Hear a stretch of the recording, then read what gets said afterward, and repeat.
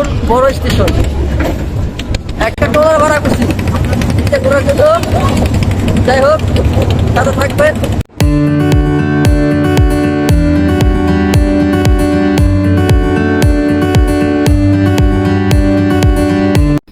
চলে এসেছি রূপালী ইলিশের রাজ্যে। চাঁদপুরের এই জেলাটি ইলিশবাড়ি হিসেবে পরিচিত। আপনি চাইলে ঢাকা থেকে দিনাদিন এসে তাজা ইলিশের এই স্বাদ গ্রহণ করতে পারবেন। আর সাথে তো প্রাকৃতিক মনোরম দৃশ্য রয়েছেই।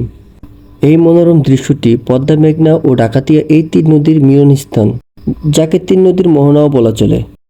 এই মোহনাটি মূল হেড নামেও পরিচিতি লাভ করেছে। এই তিন নদীর মোহনার সূর্যাস্তের দৃশ্যটি এতই সুন্দর যে আপনি সারা জীবন মনে রাখবেন।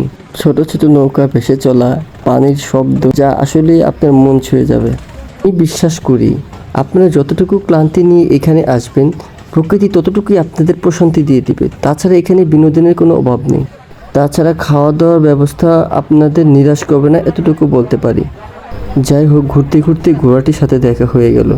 ও, ঘুরতে ঘুরতে তো ভুলেই গেলাম, আমারও তো বাসা আছে, যেতেই হবে। তবে আজকে আর নয়, ভালো থাকবেন, ধন্যবাদ।